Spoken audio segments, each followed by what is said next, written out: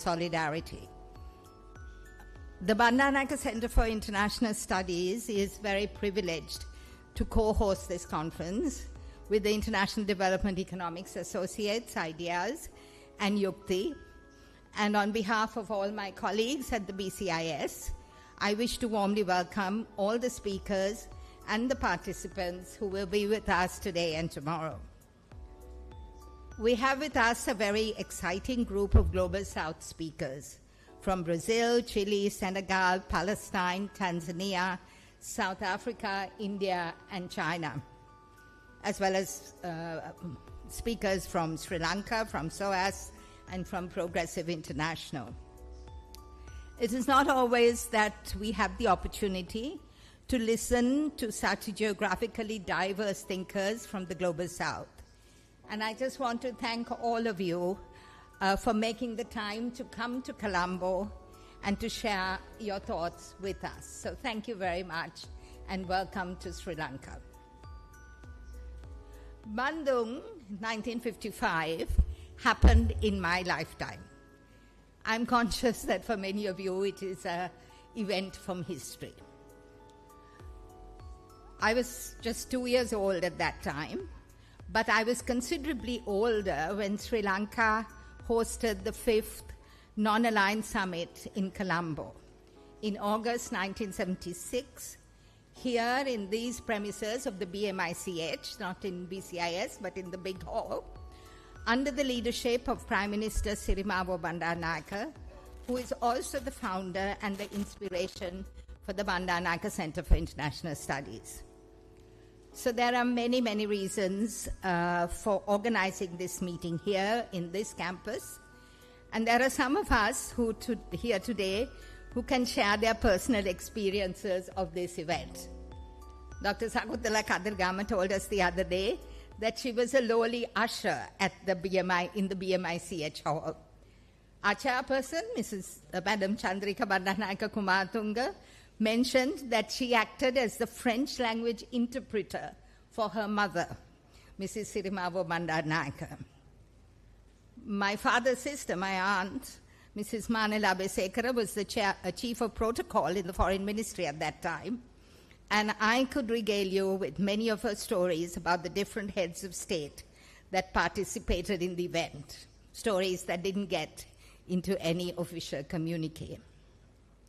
My own personal memory is of sitting on the pavement in Green Path, that is what is now called Ananda Kumarasamy Mawatha, watching the motorcade of all these famous people as they drove past from wherever they were accommodated. I believe some people, like President Tito of the former Yugoslavia, stayed on a ship, and they came down Green Path to the BMICH.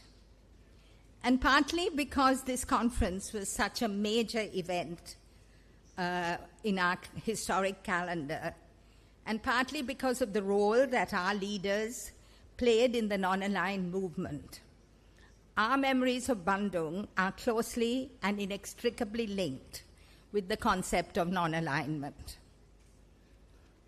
But for me, the spirit of Bandung is a lot more than non-alignment. Though the non-alignment movement was an important outcome and depicted and was illustrative of the solidarity of the third world from the late 50s through 60s and 70s. This was also a time when Sri Lanka was punching heavily above our weight. In addition to our leadership in the non-aligned movement, there was also our leadership in UNCTAD, in the Law of the Sea conferences, and our principled stance on disarmament, to name some of the global issues where, even though we are a small island state, we made our presence felt. Reading some of the blog posts from our esteemed speakers on the IDEAS website, I couldn't but help recall that during this time, there was an exciting intellectual discourse that underpinned the post-Bandung era, and how valuable some of those concepts and analytical frameworks were. And I was thinking, I would like to ask ourselves the question, what if we had not discarded these concepts? What if we resisted adopting whole-scale the ideologies of neoliberalism and the free market? What if we had built into our praxis the concepts that the Bandung spirit engendered, concepts of solidarity, cooperation, peace, disarmament? What if we had not all but abrogated our commitment to fundamental human rights and the principles of the UN Charter? And what if we had recognized, as the delegates at Bandung demanded, the equality of all races and all nations, large and small? Some historical what-if questions are purely rhetoric. How would things have historically panned out if something happened, if this happened? But what-if questions around the thinking and analysis, unlike what-if questions around events, are different, because these are concepts that we can actually resurrect and apply to what is happening in the world today. So obviously, solidarity and South-South cooperation are definitely concepts that we need to pull from the Bandung lexicon. Then there's the idea of coloniality, as well as the concepts of decolonization, anti-imperialism, etc. There is the theory of center and periphery that Professor 𝒔𝒕𝒉 has suggested can be used to understand the international division of finance. And we could also perhaps work on reclaiming the idea of world peace, formulating a new international economic order, another legacy of Bandung. And then, of course, there is also the idea of the commons, which is beginning to emerge in our conversations about alternatives and solidarity economies. I just want to end with another thought. We know that the 29 countries that came together in Bandung had very different political and social configurations, as well as histories and geographies. It is this same diversity that today is suggested as the constraint to global South solidarity. But despite that diversity, in Bandung, the countries had a unifying rallying call against the colonizers, against imperialism, and they demanded independence and self-determination. So as we go about our discussions on the spirit of Bandung, should we also be thinking about what our unifying rallying call could be? Inequality maybe, debt justice could be, but could it also be climate change and global warming, and the fact that the global north has made no effort to keep to the Paris Agreement? We know, for example, that small island states, especially in the Pacific, are coming together in what is for them an existential crisis. But can it not also be an issue that rallies together the less powerful nations of the global South? So this is a thought I would like to leave with you as we go into our 2 days of discussing the Bandung spirit. And with that, let me end my few introductory remarks and move us on to the next session. The next session, we will have a keynote speaker, Professor C.P. 𝒔𝒐𝒂𝒓𝒅, and that will be followed by a panel discussion with 4 of our visiting panelists. So can I first begin by inviting Professor 𝒔𝒐𝒂𝒓𝒅, Aziz Salman Fall, Dr. Zhu Yu, Farva Sial, and Dr. Bruno Mantarello de Conti to come up and take their seats on this table, on this podium, sorry.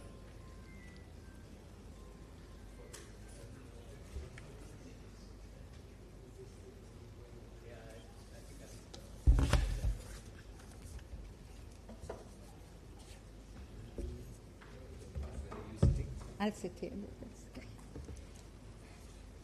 So our keynote today is going to be given by Professor C.P. Chandrasekhar, who I think many of you in this room might already know because he's no stranger to Colombo. He is the Global Director of Research and Policy at the International Development Economists Associates, which is IDEAS. He's also a Senior Research Fellow at the Political Economy Research Institute at the University of Massachusetts Amherst. Professor Chandrasekhar was engaged in teaching and research at the Center for Economic Studies and Planning at the Jawaharlal Nehru University, New Delhi, for more than 30 years. He is the author of numerous books, academic journals, and served as an advisor to various multilateral organizations, as well as public departments in India. I can think of no one with a better, who can better set the tone for our discussions these next 2 days. So, Professor Chandrasekhar, the floor is yours.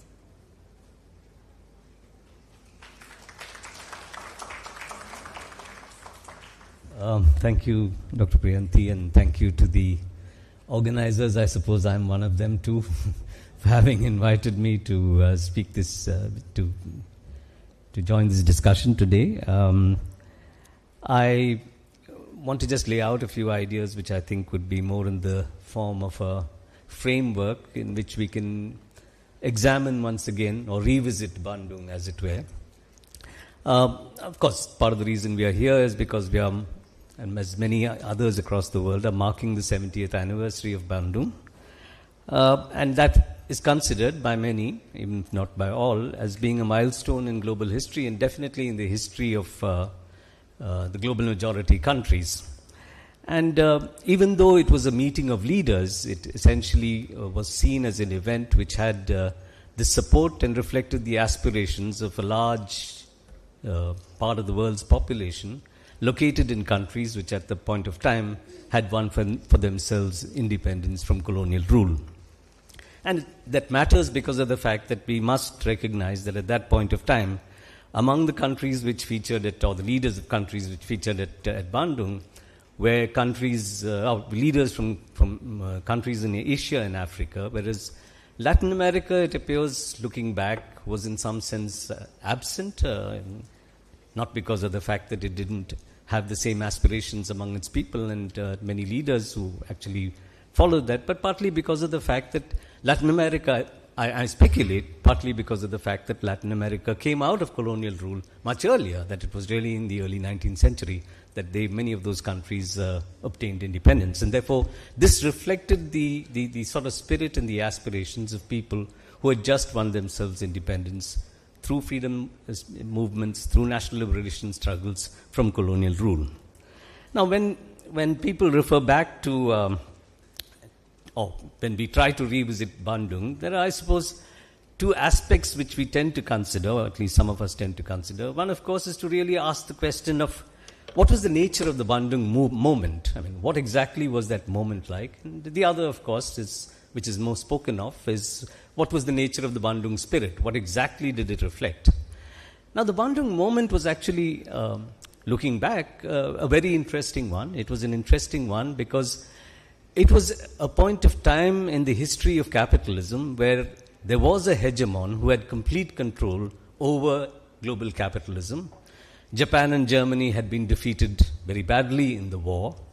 You had a country which, having come out of the war and escaped the Great Depression partly because of the war, had decided to adopt Keynesian policies, and therefore we entered what's called the golden age in American capitalism, where you had a capitalism which had low unemployment, relatively low rates of inflation and high growth, which was unprecedented in the history of what is known to be, and still is, a crisis-prone system. And it was also a moment in which, if we look at it, there was a sort of new confidence as far as global or imperialism was concerned. It was in that context, as it were, because of the wave of decolonization which had occurred, partly because of the weakening of the earlier imperial powers, America being the new imperial hegemon, that because of that you had this wave of decolonization, so that independent of the fact that there seemed to be some degree of confidence and strength at the core of capitalism, you had a set of countries which are willing to stand up and say that, listen, we actually think that colonialism is evil, and colonialism in all its manifestations. And I think that's important to recognize or to note in that declaration, that colonialism in all its manifestations is something which is evil and must be done away with. In fact, in his speech, President Sukarno at that point of time pleaded. He basically said that do not think that imperialism or colonialism only exists in its classic form. Rather, it comes in modern dress in various forms, and you actually have ways in which there is economic control, intellectual control, and physical control of a small alien population within all of our countries. So there was a fundamental. I mean, so it was a situation of having an imperialism which seemed to have a new confidence, and a hegemon who seemed to be in control, and yet a willingness for these countries which came together post decolonization to express a degree of solidarity with each other and to stand up against colonialism in all its manifestations. Now that, of course, was the Bandung moment. And what was the Bandung spirit? Interestingly, I mean, we know all of the things which we normally speak of. It had this very strong anti-colonial stance. It spoke of the need for countries to come together and help each other. So there was a strong element of South-South solidarity, as it was being mentioned. There was, in some sense, a recognition that it's important to fight for the equality of nations, for sovereignty and territorial integrity, recognize each other's right to self-determination. So all of what constituted the political elements of the end of colonial rule and the coming of independence. But in some sense, what was missing in that declaration maybe were clear statements which would actually have sort of tied the battle for economic freedom to the battle for political freedom. Because all of those leaders, in some sense, or at least the major ones of them, Nehru, Nazar, many of them had recognized this and basically said that if we want to translate political freedom into something which is substantial and real, we need to actually get ourselves freedom from foreign capital and freedom from international markets which have subjugated us for such a long period of time. But there was, in some sense, some kind of a perception there. There was some reference, of course, to the need to stabilize commodity prices, etc., but some recognition of the need for such a strategy, but a recognition which was much more visible in the national strategies of these individual countries rather than in the Bandung Declaration itself, possibly because of the fact that it might have been felt that it was going to be difficult to get unanimity on what could be the appropriate strategy all countries should follow in the context of an exit from colonialism. Now, this, of course, this political solidarity we know led up to the formation of the non-aligned movement, the G77, etc. But in another sense, the economic sort of substance of that declaration of the need for independence was reflected finally in the battle to actually get ourselves, not that it has been successful, a new international economic order. It was sort of starkly reflected in the formation of UNCTAD, the United Nations Conference on Trade and Development, which did work, which was amazing from the point of view of trying to put economic substance in the sort of effort to try and win economic freedom or economic independence in a real sense. Now, what is the current moment, or the current conjuncture, when we look at it in terms of the Bandung moment? I mean, the current conjuncture is so fundamentally different, because what we have is we have an imperialism in decline, a decline which is resulting in a kind of crude aggression, both at the realm of diplomacy and economic policy, but also in the realm of wars of different kinds, either fought directly or in the form of proxy wars. It's a moment in which it appears that once again, after a long period of time, in which there seemed to be a sort of end to, if not a sort of softening of inter-imperialist rivalry, by imperialist nations were virtually together, aligned in battles at the WTO and elsewhere against the developing countries, against the global majority.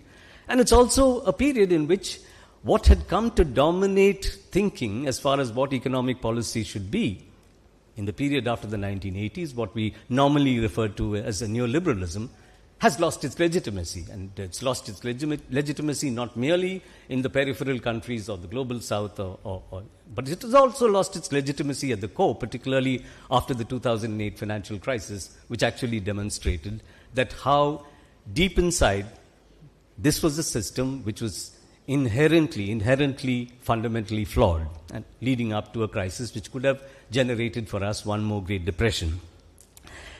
Now, this actually would suggest that this moment, as compared to the Bandung moment, would be one in which you would have a greater degree of strength and possibility of solidarity in the effort to take down imperialism in what seems to be a weak moment for imperialism. But we don't seem to find the same degree of solidarity. In fact, it is true that lots of institutions and individuals and organizations have marked 70 years of Bandung, but the celebrations have been sporadic and don't reflect the kind of joy and aspiration which was visible at the time of the Bandung moment. So what exactly happened?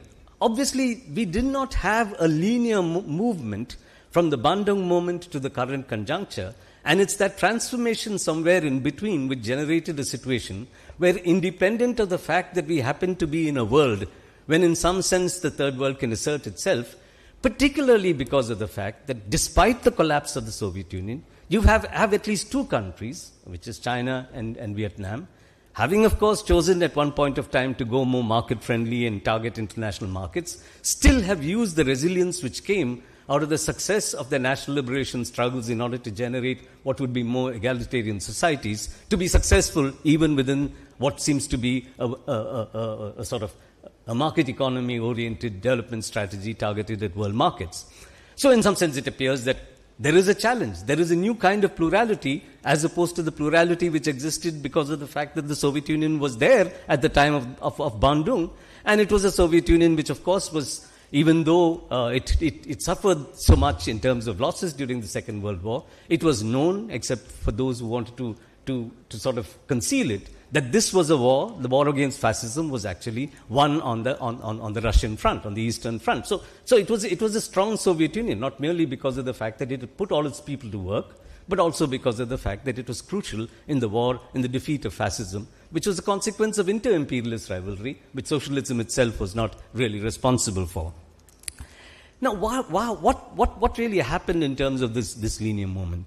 And I think what I'd like to suggest is that, in some sense, if you look at Bandung, at the core of Bandung was the idea that what matters most is the nation state and the governments which were representative of the people who constituted those nation states, which is why so much of emphasis on territorial integrity, on the right to self-determination, etc.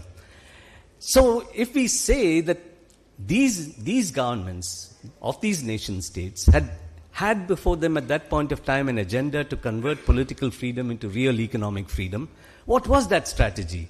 Of course, there were many versions of it. But at the core of that strategy was, to a certain extent, as far as possible, to de-link yourself from international markets through protectionism involving tariffs and quantitative restrictions, through controls on foreign capital inflows into these countries, an unwillingness to accept financial flows, and of course, in most countries, also an effort to try and put the state at the center of a development strategy which will allow economic diversification of a kind which will reduce your dependence on international capital and technology, and therefore give you the economic freedom and independence which would consolidate and make meaningful the political independence that you had.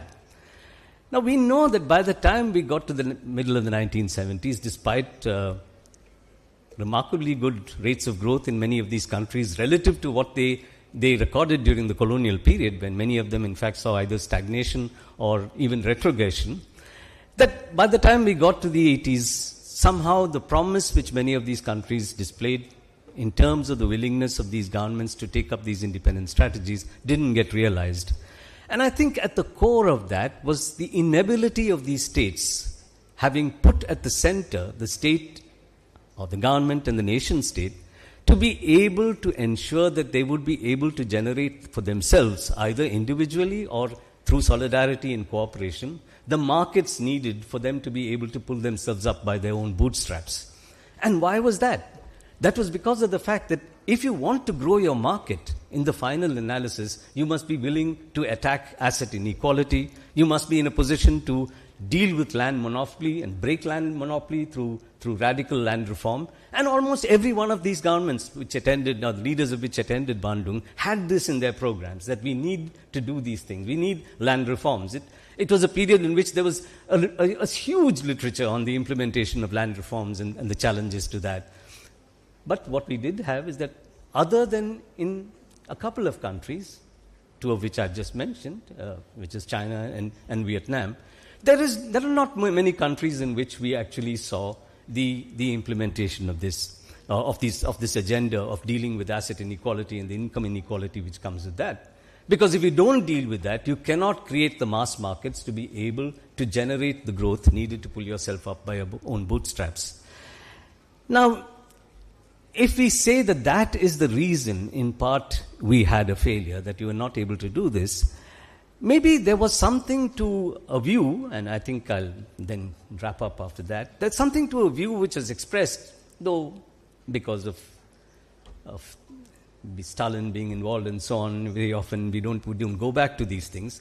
But at the 6th Congress of the Communist International, there was an idea. And the idea was that, listen, unless national liberation struggles are led by the workers and the peasants, by the working people of countries, whose interests the governments which come to power will serve, you're actually not going to have a successful transition even within the framework of capitalism. And the reason given for that was that if you actually had other elements, say the capitalist class, you would end up with a situation where they would compromise with the landed interests, with feudalism, because of the fact that ever since actually the Paris Commune, but definitely since the October Revolution, there was a fear among the elites and the asset owners of these countries. There was a fear that any effort to undermine land monopoly could translate itself into a movement against private property itself. And therefore, while you had this notion that you wanted to have this program which dealt with asset inequality, in practice it rarely got implemented. And therefore, you ended up with a situation where this effort to grow your own domestic market and win yourself the independence from an extremely unequal international order didn't really get realized. So therefore, if you're really looking at, what do we want at this conjuncture? What do we want at a point of time when it's not a Bandung kind of moment, but on the other hand, it's a moment with much opportunity because of the fact, as I said, that on the one hand, there is this weakness, this loss of legitimacy, not merely of the core, but also of capitalism and neoliberalism itself. But on the other hand, we don't see the kind of push, except in a few countries, and sometimes they don't last for long. We don't see the push. What are we looking for? And I think it's important to go back to Bandung and I think get back a core idea that it had, which is that if you want a bulwark against imperialism, it just cannot be only the people. It has to be a state which represents the interests of the people who want to stand against imperialism. I think this is crucial. And therefore, when we are actually trying as democratic forces, as progressive intellectuals, as civil society actors, as we try and ask ourselves what should we do in order to be able to revive that Bandung spirit, which in some sense is flagging, then I think what is most important in all of these countries is for these actors to be able to institute states which reflect the will and the desires and the aspirations of the people and can constitute the actual bulwarks against imperialism. And that's what I hope all of us stand for today. Thank you.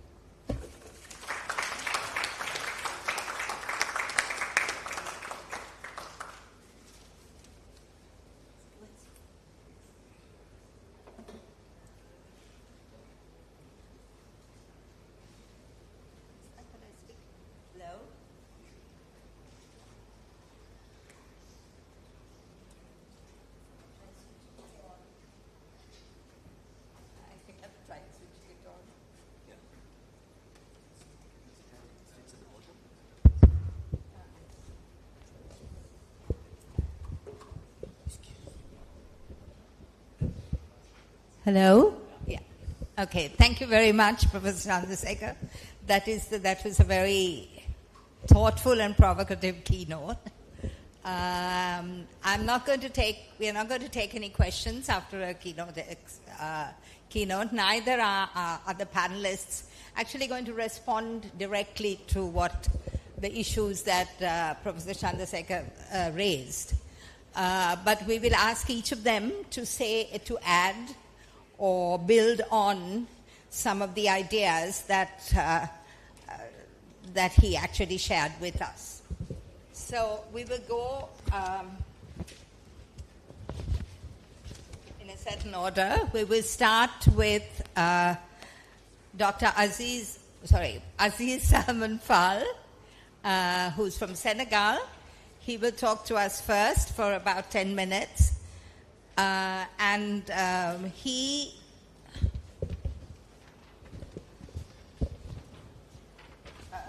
is a political economist, a member of GRILA, G-R-I-L-A, Research and Initiative Group for the Liberation of Africa, and of the Third World Forum.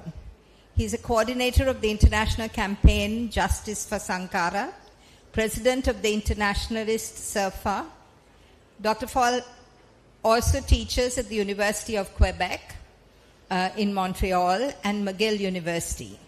Member of the ad hoc executive secretary of the International Workers and Peoples. Co-founder of the MAG movement des Aziz de la Gauche in Senegal, and leader of the progressive Pan-African platform Son Egal. Sorry for murdering those French words, but Aziz Salman Fall, the floor is now yours. I was explicitly asked not to call him doctor, so I'm finding it quite difficult to not do that. Sorry. Okay. So, the structure.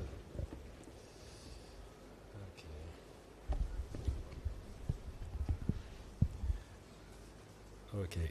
Greeting everyone. So I'm really delighted to be in Colombo among distinguished comrades, Your Excellency, Dr. Chandrasekhar. I just can't agree more on everything you have said. I would like to extend to you the fraternal greetings of the members of GRILA and SERFA, and thank you for the honor of taking part to this important meeting. During these days, we will try to immunize ourselves against the virus of fascist, racist, and culturalist thought and neoliberal and imperialist practice by closing our ranks, because its hegemony obscures and pollutes the horizon of the world and make us believe that we cannot act and that its order would be unsurpassable. It is difficult to counter the enemy of the world it imposes and open doors to hope. As Professor have expressed, the demand and the measures that arose from the non-aligned movement of Bandung constituted in the Cold War era a middle pathway of nationalism, defending independent development and democracy. There were clearly advancement of national bourgeois or petit bourgeois interest, and the essential elements are still important through considerably without breadth. The plundering of the global South's resources to the benefit of mainly the North has destroyed development prospects for all our countries and generated pauperization, rarefaction, and destabilization. Since the rejection of the demand for a new international world order in 1973-74, and despite many initiatives, the country of the periphery has been exposed to the debt issue, the debt option, to compradorization, and then to the coercion of the neoliberal and financialized market. This considerably watered down the Bandung dream and accentuated the dispersal of the itineraries of social formation, which buried the potential for radicalism that could still exist, however, among the non-aligned, not only the states, but above all the struggles of peoples and nations. To overcome the difficulties of integration into the world economy, free trade agreements and all sorts of regional arrangements have been tried out in the global south, with very little internal South-South integration in reality.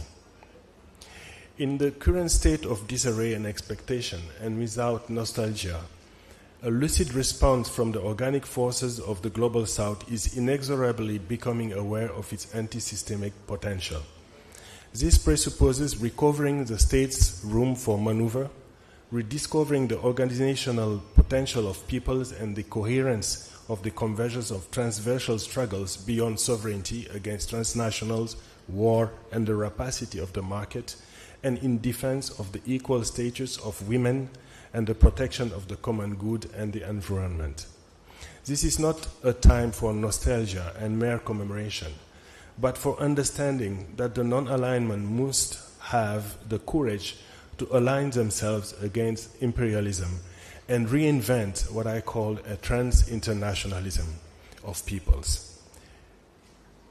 If the latter accept the leadership of the industrial champions of the Global South, mainly the BRICS, it rejects their sub-imperial temptation and reached out to the people of the core countries to also fight barbarism.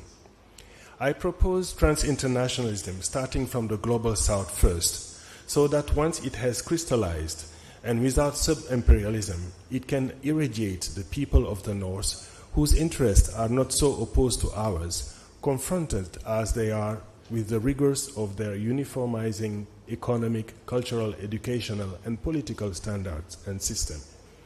Universality, however, will only exist with other homeomorphic and indigenous equivalent. Homeomorphic is just all the values that Panikkar has expressed. Sometimes it's referred to religion, but we are looking on the other conception of human rights, other conception of development that may exist in India, China, or Africa. So this is the condition that would probably irrigate, and when hegemony fades through fertile and reciprocal acculturation. The Global South must also take back the epistemic initiative and restore the sense to participate in an uninhibited construction and a non-Eurocentric reconstruction of knowledge. We need to deconstruct the Eurocentrism embedded in our cognitive frames that are deeply enmeshed in our thoughts and practices of knowledge. This epistemic issue is eminently political. It is articulated in the effort at redeployment offered by trans-internationalism. By trans-international, I mean the extra-state and national dimension, both infra- and supranational, which incorporates progressive internationalism, mainly those of workers and the jobless, ecologists, and feminists. So we are going beyond the first internationalism and adapting it to the 21st century to its equivalent in different parts of the world in order to achieve real universalism. Trans-internationalism makes it possible to incorporate internationalism, which itself went beyond the national question by advocating workers' solidarity, transcending it to deploy politically, socio-culturally, and psychologically a progressive rearguard and vanguard front of the organic forces to meet the challenge of the 21st century and beyond. Our struggle goes back a long way, and I think Professor have expressed how all these struggles were important. It started for us in the famous League of Anti-Imperialists that was in 1927 in the Congress of Berlin, and also to refer to that very noxious atmosphere of the Spanish War, which was very similar to the one we are enduring today, created chaos in the spirit of the return of the Brown Plague. 10 years after Bandung, more than 500,000 Indonesian allied to President Sukarno were exterminated for their real or presumed membership of the PKI, the Communist Party of Indonesia. Just a few months earlier, in 1965, Sukarno slammed the door on the UN in protest at Malaysia's entry into the Security Council and launched a new rising force, believing he could revive the Bandung momentum from the Hanoi, Phnom Penh, Beijing, Jakarta, Pyongyang springboard. Imperialism fanned the flames of hatred against the communists and plunged the country into pogrom by Muslim fundamentalists and conservatives under the so-called New Order, pale imitation of the Japanese imperial dictatorship. 10 years after Bandung, the country that hosted it sounded the death knell for the progressive Third World movement. The other issue that is still around, and it's a pity is coming back, is the issue of race. The prejudice about race and racial myths and about alleged backwardness and incompatibility with civilization, early denounced by Antonin Firmin, persist in coloniality that even today demands a change in our paradigms and power relations. This is exactly what Hannibal Quijano is expressing in the issue of coloniality. On the coloniality of power and the colonial modern matrix, he explained that this coloniality of power has proved to be more durable and more deeply rooted than the colonialism itself that it has engendered, and which it helped to impose globally. We have to question even the development issue. Development in German is Entwicklung.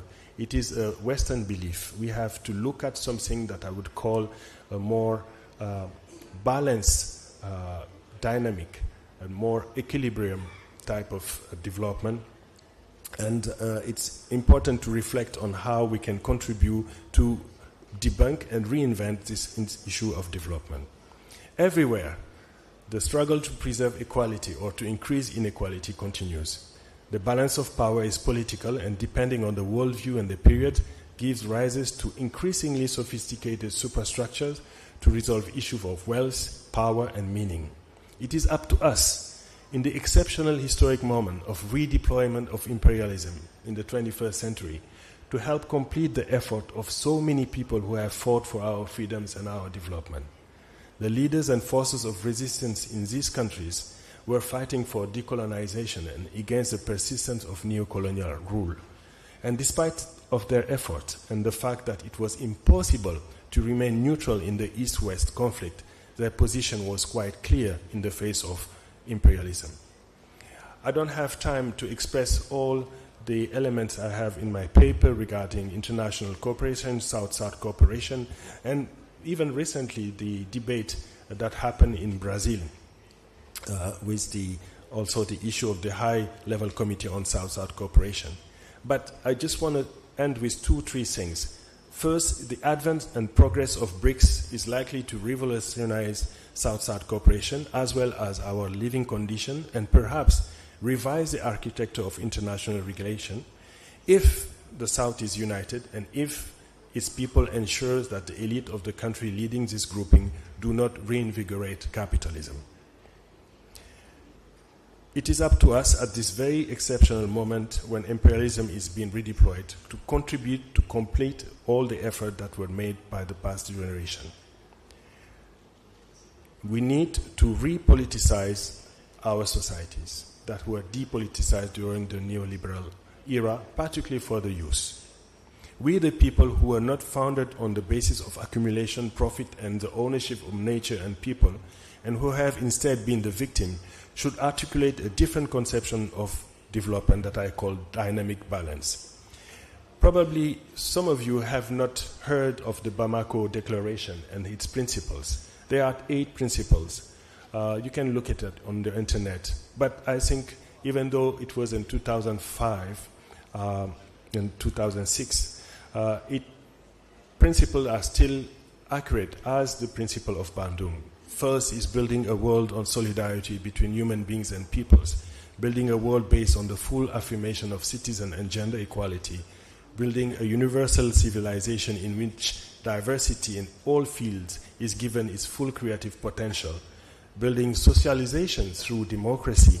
Neoliberal policies seek to impose a single mode of socialization, building a world based on the recognition of the non-market status of nature, the planet's resources, and agricultural land, building a world based on the recognition of the non-market status of cultural products and scientific knowledge, education, and health, promote policies that closely link democratization without predefined limits, and affirming the solidarity of the people of the North and the South in the construction of an internationalism and an anti-imperialist basis.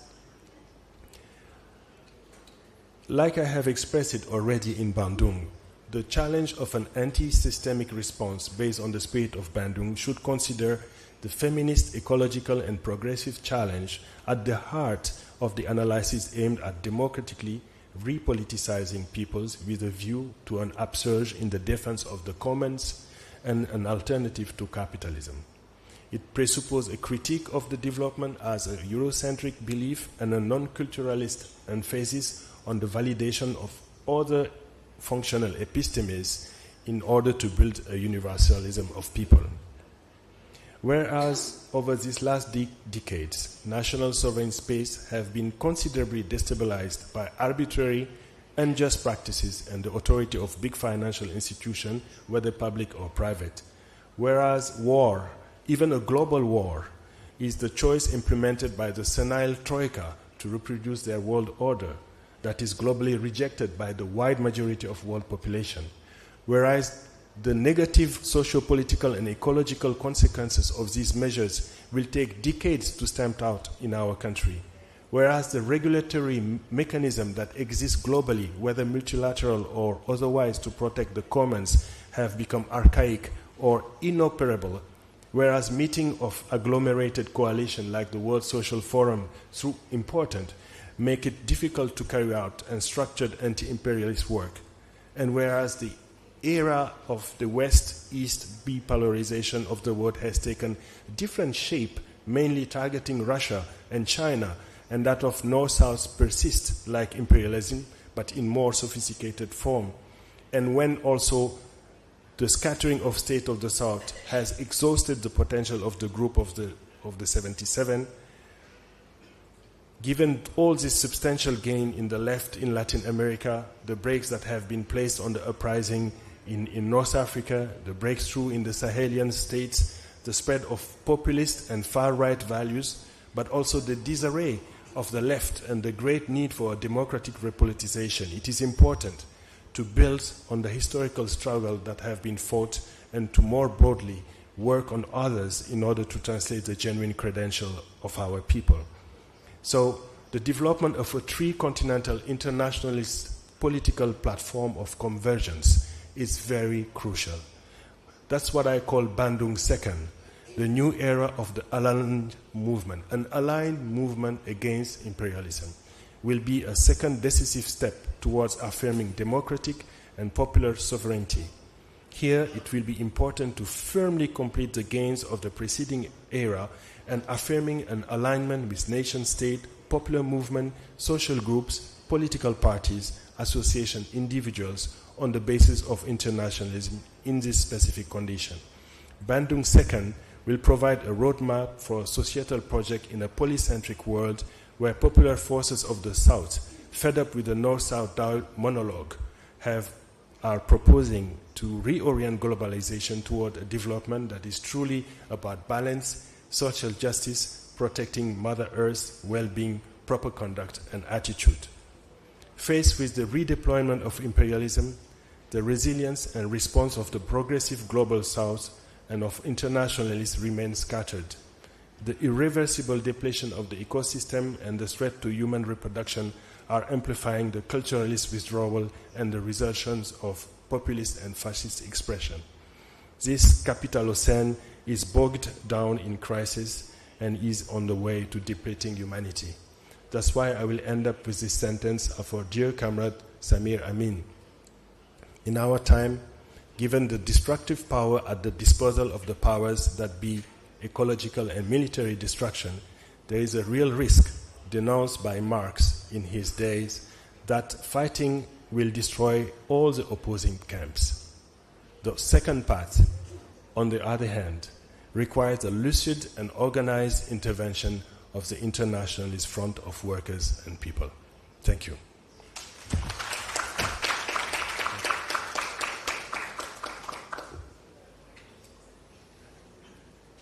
Thank you so much, Aziz Fall. I think you had a very interesting counter, in a way, to the kind of conversation we were having earlier with Professor Chandrasekhar about the complicity of elites in perpetuating a world failing capitalist system. And I think the the kind of ideas you proposed about knowledge imperialism and the need to actually activate people and then workers and people is, I think, a very important perspective of that.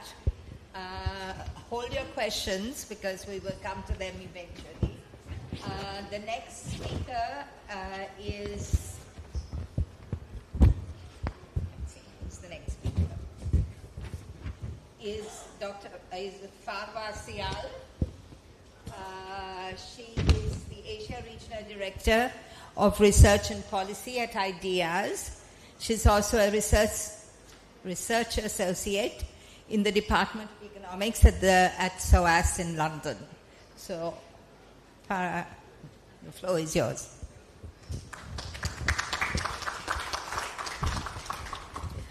Thank you. Hi, everyone, and thanks for being with us today and giving us your time. I also want to thank Yukthi and BCIS for collaborating with IDEAS for this event. And of course, being in this very historic venue is of great importance to us. Before I start, I also want to thank 3 brilliant women, young women, who've made this event possible. So Suhaina, Shafia, Yathursha, without them, nothing would have been possible. So thank you so much. So the year is 2025, and here we are commemorating the 70th anniversary of the Bandung Conference. This is also the 50th anniversary of the Vietnam War, and it's been 77 years since the Nakba, which of course is ongoing. And just last week was the Remembrance Day for the genocide in Namibia. And this was the first time that this genocide was commemorated by Namibia, because only in 2021 did Germany accept the label or the term genocide. So today, as we remember Bandung, a period of hope, we are equally forced to remember the genocides of the past. But of course, we are in the midst of an ongoing genocide in Palestine. And the forgotten genocides of the past and the present are an indelible reminder of what preceded liberal capitalism, and what, of course, has always underscored the facade of civility and civilization of liberal capitalism. The contemporary end of the liberal order is also a stark reminder that the carpet bombing of an entire nation for 650 plus days can continue without any impunity, without any repercussion.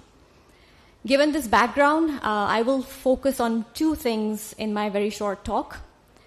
The first is on how to reinterpret the Bandung Conference and how to read the current order. So let me just repeat a few things that Professor Chandrasekhar and Dr. Aziz already mentioned, which is the first, that the fragility of the Bandung movement. You know, a fact which stands out historically is that the Bandung movement and the period leading up to the new international economic order was led by a handful of countries which were at very nascent stages of their existence. So India, Indonesia, Communist China had been independent for no more than a few years. And these countries were involved in reconfiguring a very delicate balance of international order in which colonialism was still the stronghold. So the Algerian War of Independence was going on, the Korean War had just finished, and the Second Vietnamese War was on its way. And the fragility of these newly independent states was also then followed by really big assaults. You know, Dr. Aziz Salman just hinted to that. But there were unsuccessful and successful coup attempts, as well as targeted threats to lives of the leaders of these countries. So think of President Nasir in Egypt, President Sukarno in Indonesia, and of course in some countries, coups and overt and covert political intervention did lead to ousting of the governments, like President Nkrumah in Ghana and President Modibo Keïta in Mali. And since then we see a cyclicality. Any country that attempts to exercise its economic sovereignty finds itself in the straitjacket of economic imperialism, debt, sanctions, austerity, privatization, and of course, regime change. This, for many, is considered the end or the failure of the Third World Project. And the emphasis is constantly on the failure of what these countries could do, right? But in my view, this is not enough. I think it does not grasp what imperialism is really all about. And it does not understand the ruthlessness of the US-led order.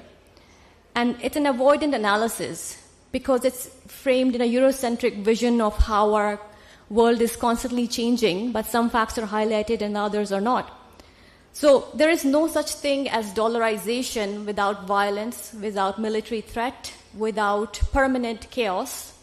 And we have Iraq, Afghanistan, Yemen, and now Syria as examples. So to discard the hope that Bandung presented is a myopic view of history, and I think a sanguine or optimistic view of what imperialism is all about. And given the nature, brutality, and immiseration of the people of the Global South, to say that Bandung was a hope is not enough, because we then also have to counter for the numerous social upheavals in Zimbabwe, in Venezuela, in mass struggles in Latin America and the Caribbean, to show that there has been no stagnancy in responses to imperialism. Given this, I come to my second point with this understanding of Bandung as a moment which continues to hold relevance for the Global South and which led up to many events and social upheavals and continued protests and mobilization. I want to come to my second point, which is how should we read the current order? And the question really is, what does the end of the liberal order mean? And I think the answer is that the facade that there is a need for permission is over. And here I don't simply mean that the regalia and show of the international law is over. This is undoubtedly the case. We see that there is no longer pretense on any front in the incapacity of the International Court of Justice and the UN. What I really mean is that the liberal order is concurrently accompanied by the rise, escalation, and deepening of militant struggles around the world. We have two major examples here, and one is in the Middle East and also in West Africa. So the crystallization of previously loose regional coalitions led by Iraq, Syria, Lebanon, and Yemen, and Palestine, known as the Axis of Resistance, is an evolving militant struggle centering Palestine, but also focused on the sovereignty of these countries and the future of these countries. Similarly, the Alliance of Sahel States in West Africa, constituted by Mali, Niger, and Burkina Faso, with prospective entry by Chad, center anti-imperialist struggles against France, but also address the question of anti-imperialism and anti-capitalism in my view. The point that needs emphasis is that the character of these militant struggles will shape the dialectic of the new order. And I say this because we do talk about very important or crucial policies such as dollarization, de-dollarization. We talk about the BRICS and multipolarity. We talk about the potential of a new credit rating agency coming from Africa, and the rise of new coalitions, sometimes clinging to the UN or sometimes beyond the UN. But we often don't try to understand what's happening at the militant struggle level. And unlike the Bandung Conference, which was a coalition of various forces which were sometimes contradictory, I think the evolving nature of current militant struggles need to be understood in the question that they're raising, which is not for a different model of capitalist surplus distribution, but actually against the capitalist value production itself. This, as I said, remains evolving, but the character of this needs to be compared to what we had before us, and then move forward. So, this is not an intellectual debate, I have to emphasize, but one which hinges on national liberation and national, actually planetary and generational survival at the moment. So in other words, what I'm saying is that since violence is no longer coded in economic policies, but naked in its assault, our energies must be focused on a broader notion of resistance, historically grounded in the shadow of resistance in the Algerian, Haitian, and Vietnamese War of Liberation. And this indeed is a principle of Bandung movement, which underscores, and I quote, nations have the right to defend themselves, either individually or collectively as outlined in the UN Charter. And of course, a related point to the rise of militancy is what I think is very well known in Sri Lanka, which is that the majority of the global south is in a state of emergency. Coming out of one of the greatest global pandemic, which was COVID, extreme indebtedness, rising energy prices, rising food prices, and complete subordination to the international or abstract capital markets means that there is a future full of unrest, violence, and disorder. And as states become empty vessels with hordes of climate migrants seeking security, the problem is actually globalized and no longer one which borders conceal. So based on this, to conclude and remember the Bandung movement, I think there are just two choices for the future ahead of us. A future with socialism built for humanity and human survival, or a future with capitalism which is built for fascism, and the reproduction of unimaginable violence which we see unfolding before us. And I think as people of Global South, we must first unlearn what the liberal order taught us, and then relearn our own histories of national liberation, militant struggles, and build solidarity across the countries of the Global South. Thank you.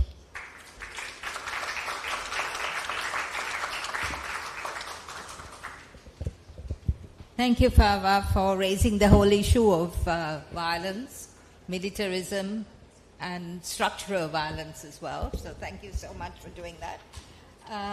We have next Dr. Zhu Zhu, who is from the Sun Yat-sen University in China, on leave from John Jay College. He has taught Marxist political economy in China and the US, and he is on the editorial boards of Science and Society and the Journal of Labor and Society. Over to you. Thank you very much. Really appreciate the opportunity to be here in Colombo, in Sri Lanka, in this very historical building, to participate in this very important meeting commemorating the 70th anniversary of the Bandung Conference. Again, thanks to Ms. Yanthi Fernando. I also greatly enjoyed listening to Professor Chandrasekhar and the comments by Dr. Aziz Fall and Dr. Fawasile. Let me first mention one thing, that since we're talking about the Bandung Conference, the Bandung Declaration, if you have the packet, information packet, which has the 10 points of the Bandung Conference, if you read it, I think the natural reaction is, well, it's nothing. I mean, it's very general. The Bandung Conference produced a rather generic document where it more or less reproduces the United Nations charters that the countries agreed to in 1945. So in that way, we have to understand the Bandung Conference as a very important one, a very progressive conference, yet at the same time, it was also conservative in its nature. It didn't say much. It didn't make much big comments, projections on what will happen to the world. Nothing. And there is a good reason for that. When I say that it's great to be here in Colombo, it directly, I was talking about the 1954 Colombo Power Conference here, right here in this city, where the leadership from 5 countries, from Sri Lanka, obviously, from Burma or Myanmar, from India, Indonesia, and Pakistan. The leaders of the 5 countries got together in this city, and they discussed what shall be the way forward. One of the things out of the discussion was a preparation for a major conference a year later in 1955. So this was the place where the Bandung Conference was conceived, was prepared for. Now, as you can imagine, all those 5 countries had many, many differences. There are many conflicts, territorial claim conflicts, ideological differences. Even among those 5 countries, none of them was ruled by a communist party. Nonetheless, they had important differences. And if you add China, obviously, after the Chinese Revolution, it was under a very different ideology. So it was very hard for the 29 countries gathering in Bandung in Indonesia to talk about a lot of issues. And this was the reason why those leaders eventually arrived at such a document which really didn't say much. But that itself is significant. The very fact that they can get together, they sit together, and as the Chinese Premier Zhou Enlai at the time said, we, representing China, we come here not to make arguments. We are trying to make friends. And that is the spirit of the Bandung Conference. We try to find common grounds. At the same time, we maintain our differences. Otherwise, we will be divided and conquered by Western powers who were at the time watching the conference very closely.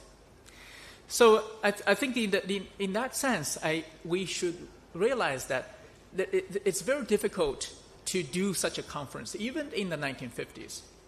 And it was not in any way necessarily easier than today to think about this. I mean, at the time, people were worrying about the coming World War III in the 1950s. And now, obviously, we had some similar worries, but it's not necessarily harder or easier. Let me also mention the next thing. At the time of the conference, the leadership broadly divided the countries into 2 groups. One is the so-called nationalist group, led by national bourgeoisie, independent movements, and the other was the socialist group, which had a more radical program. Something that Professor Chandrasekhar today mentioned, said, if the newly independent government didn't have the political momentum, didn't have the courage, didn't have the support to carry out radical reforms, such as land reform, they will face a small internal market. That is very true. But let me add that for countries like China, where we have nationwide massive land reform, it was very successful. So the internal market in that sense was there. But because of the radicalness, because of this revolutionary moments, it was blocked by the entire Western camp. China suffered sanctions, blockade from the West, the Paris Committee. It was the containment policy or containment strategy targeting all those countries affiliated with communist movement. And Cuba today still faces such a very cruel blockade. The consequence of such blockade is transparent. We know how bad it is. And in China, we have a saying that we are tightening our belt to build socialism. In other words, there would be sacrifices. And the Chinese people made huge sacrifices. Even so, even with a robust domestic market, because of the blockade, China didn't have access to advanced technologies from the West. At the time, we know who is advanced. It was the US and Western Europe and you don't have access to those, you have a very huge disadvantage in making products. And also, even in terms of market, the US, the West, was a major market for the entire world. So for the Bandung countries, even if they're thinking about something different, we want to do something different. We want to have our independent development, which is very different from the colonial model. In reality, they have to still make businesses with the Western powers, even with those very companies, the very people who have been abusing our countries for centuries. We still have to do business with them. I mean, that's the cruel part of history. And the nationalist countries, under nationalist government, they had somewhat access to Western technology, Western markets, but they didn't have internal markets. The socialist countries had internal markets, but they were blocked away, prevented from the Western tech and Western markets. So all those countries face some deep, deep challenges. And eventually, we know from the late 1970s, all the countries started to move towards a different direction, a direction that dismisses national development. Rather, it advocates for some kind of a globalization. Obviously, that is the US-centered globalization, is the old colonial economics system under a new name. But nevertheless, it was a trend after 1980s, there's all those countries that one after one that started to, be subjected to the U.S. economic dominance. Samir Amin, Dr. Aziz quoted, he called this the computerization of the national bourgeoisie. Obviously, the computerization applies to many different parts of the world. But that was a general trend. But capitalism always creates its own contradictions. It's regardless of your personal subjective feelings or theories, but the contradictions are there. Capitalism remains highly uneven, remains abusive, exploitative. But now, 40 years after the start of neoliberalism, we can see very important differences. The U.S. as the center of that system has been declining, and there's all kinds of signs of declining. Even though in recent years the U.S. can behave rather aggressively on the global stage, but the retreating from the center, retreating from its traditional role as the world center, will create aggressiveness. So the aggressiveness of the United States should be interpreted, in my mind, not as a sign of strength, but as a sign of increasing weakness. And that is the center of the system. And the system itself is crumbling. Clearly, neoliberalism as an ideology, as a policy, as something that has been dominating the world for the last 4 decades, is dying very quickly. And the global south, or the third world, is in a very different state. If previously, in the Bandung era, the government leaders, or the great revolutionary heroes, they had the idea, the spirit is with the global south. We want to do something different. But the body, the actual economy, is tied up with the old colonial model. So the body and the spirit are rather split. But today, it's very different. In terms of trade, in terms of technology, in terms of the market, global south already constitutes more than half of the global economy. And it's in all kinds of measures. The global south as a whole is becoming a new centers or new areas of growth, new areas of development, rather than the West. So I think in that way, we can think about the future. You know, a new Bandung conference, a new Bandung spirit doesn't have to be an all-inclusive agreement that deals with all of our challenges. Think about the 1955 one. It was rather conservative, but it stresses something in common. The common thing is that all the countries suffered from colonialism and will continue to suffer the institutions, all the legacies from that colonialism or the newly created ones. And that is the largest commonality among all the nations, and we can still continue to build on that. Let me just mention one thing before I finish. Even all the names, Asia, Africa, Latin America, these were all names given by Europeans. We didn't know we were Asians, but we were told that we were Asian. But that is fine. The names that they gave us, we would reuse them. We use them in a meaningful way. The same is with the BRICS, with Brazil, Russia, India, China, and South Africa. What does it mean? It means nothing. It was an acronym invented by Goldman Sachs analysts. So it was just handy. But eventually, the BRICS acronym would take on a new meaning. It has its own life, and people reinvent it. And we take it seriously, and we recreated all kinds of institutions based on the BRICS.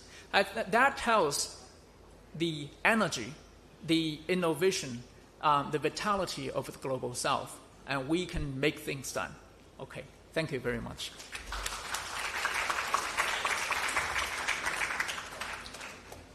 Thank you, Zung. I love that, the idea of reclaiming the language into something that we can use and we can work with. Our final speaker on this panel is Professor Di Conti, Dr. Bruno Mattarello Di Conti. He's from Brazil. He's an associate professor at the Institute of Economics, University of Campinas in Brazil, which he says is a center for critical discourse in the country. He is the coordinator of the BRICS Network University in economics. He was a visiting professor in many universities, including the University Sorbonne, Moscow State University of International Relations in Russia, and others. Over to you, Dr.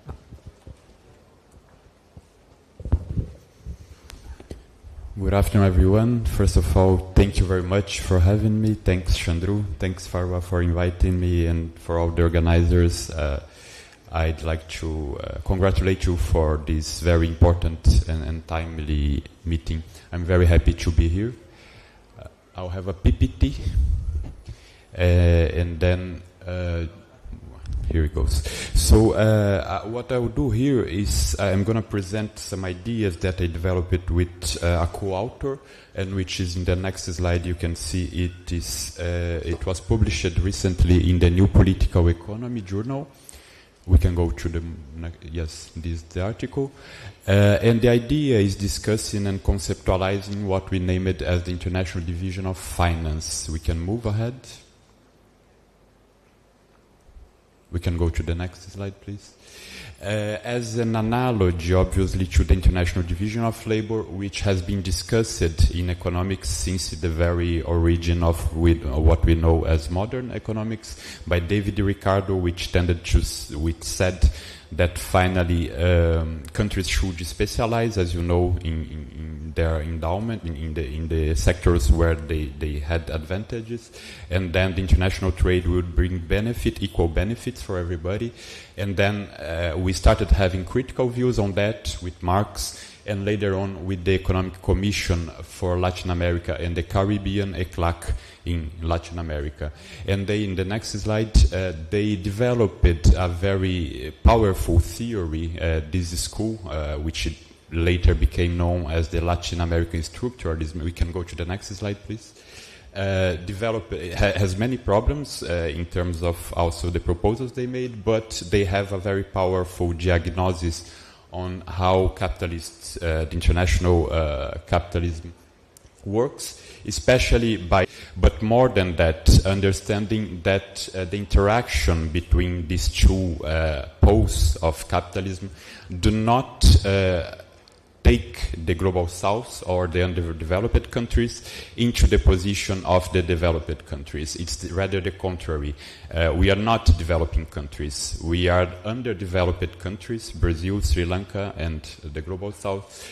We are underdeveloped countries, and it's not a matter of maturity and time for us to reach development.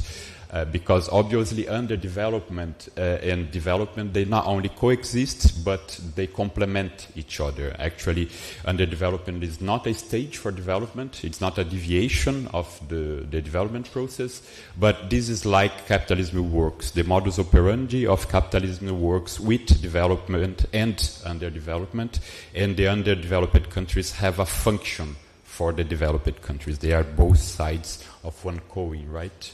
The periphery is functional to the development of the center. Then we go to the next slide.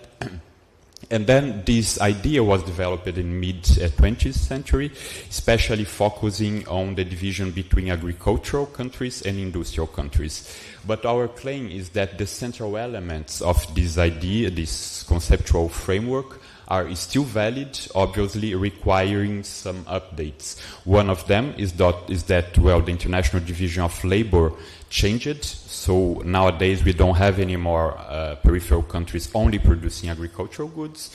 We have Vietnam, we have Mexico, we have many peripheral countries which are doing industrial goods, but they are in some positions in the division of labor which are still those with low technology, with low value added. So that there is a whole need to reconceptualize the international division of labor. But, and here is our point, we have next slide please, we have to understand and update this theory by understanding that we are now living in a financialized capitalism, right? Next slide. And this eclac, the Economic Commission for Latin America and the Caribbean, back in 1949, they highlighted only this productive technological dimension of the peripherality, right? Why? Because we were under Bretton Woods system, so with constraints to the financial flows, so they highlighted this productive technological dimension of peripherality. But there was already in 1965, and we have other examples, but a critical voice from Africa, he was mentioned by one of my colleagues, Kwame Nkrumah, in this very interesting book. He is one of those who already in the 60s was already talking about finance as one of the most important vectors of neocolonialism, right? So even for countries which were independent, they had to deal with new colonialism, and one of the vectors for neocolonialism was precisely through finance. Chandru mentioned some issues related to that.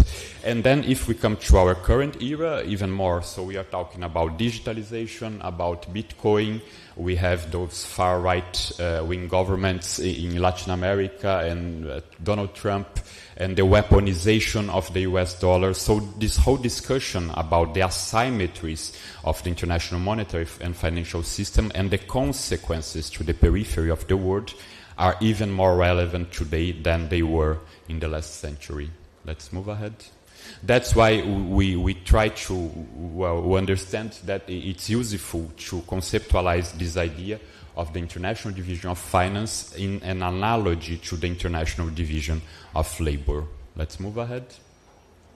And what's the idea? Well, there is a structural differentiation between the center and the periphery, and there is a functionality of the periphery to the center when we look into the modus operandi of the international monetary and financial system nowadays. So we have to look into the qualitative differences of the currencies and financial assets which compose the international monetary and financial system, understanding again that those differences are not something related again to the maturity, to the timing of the different countries of the world, but they are constructed in a qualitatively different way, in order for the periphery to function, to be dependent and functioning to the center. Let's move ahead.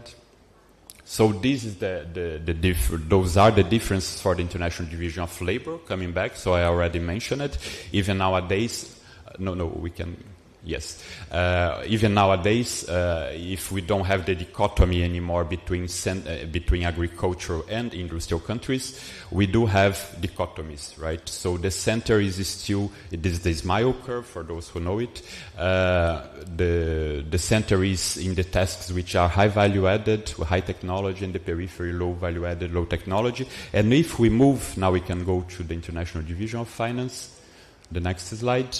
We also have very important differences and qualitative difference. So the center is the place where, first of all, investors, they will raise funds, right? So liabilities for investments all over the world, and they offer the assets which are aimed at maintaining the wealth and defending the wealth in moments of crisis.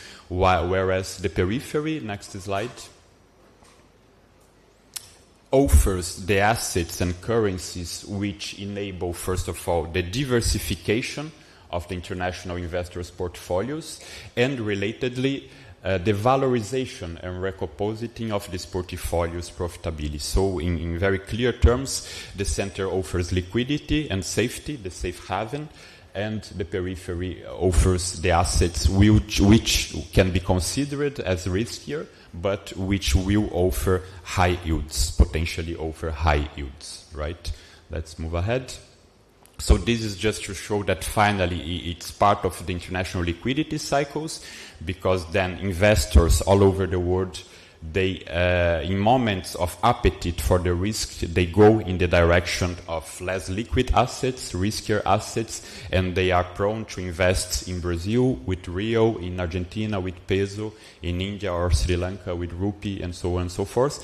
But then when eventually there is a change in the mood of the international markets, and normally this change is alien to the periphery, it happens because of things related to US market or European market, then there is a flight for liquidity.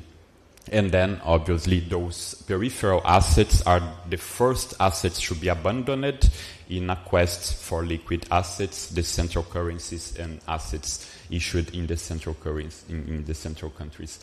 This movement is not individual, it's collective. So it constitutes, at the end of the day, what we name as the international liquidity cycles, right? What the literature names as the international liquidity cycles. So, and then there are beautiful names for this process. So the investors, they name the emerging markets. So Brazil is an emerging market. And then now they have this new concept. You probably saw it already. The IMF uses it as well. The new frontier markets. So markets where investors can search for higher yields. Next slide. It's very interesting in doing research. I found this paper which comes from the Harvard Business Review. So it's not at all a critical paper, it's the contrary. But you can see the figure they use to talk about these new frontier markets. Caravels. It could be understood as a cartoon, a critical cartoon at progressive international website or whatever, but no, it comes from the Harvard Business Review. It's not at all a critical cartoon, and it shows caravels, you see. So in talking about the frontier economies, they show caravels. So even themselves, they know that it is related to what was done previously with colonialism. And then we can imagine that it has less blood and less violence, but it is embedded in structural violence, as was mentioned as well.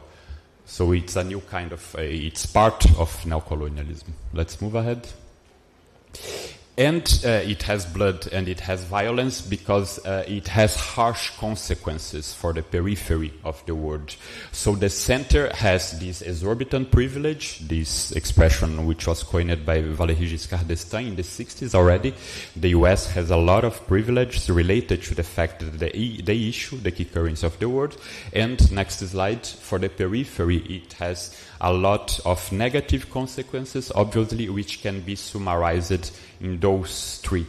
dependency on the international financial cycles, lack of autonomy for economic policy, and high external vulnerability, even if this external vulnerability nowadays is different from the one we had in the 50s in last century. Let's move ahead. And they are all burdens associated to the functionality. So again, it's not a deviation, it's not a problem of maturity. It works like this. It's related to the functionality of peripheral countries to the core countries in this dimension of the peripherality, the monetary financial dimension. Let's move ahead. So, and it has also some structural trends, and again we do an analogy with the International Division of Labor. You all know the trends which come from the International Division of Labor, the unequal exchange, deterioration in the terms of trade, and then when we go into the empirics of the International Division of Finance, we can see that there is a structurally a net transfer of wealth from peripheral to central economies through those financial channels. Let's move ahead. We did an empirical work. I won't bother you with that.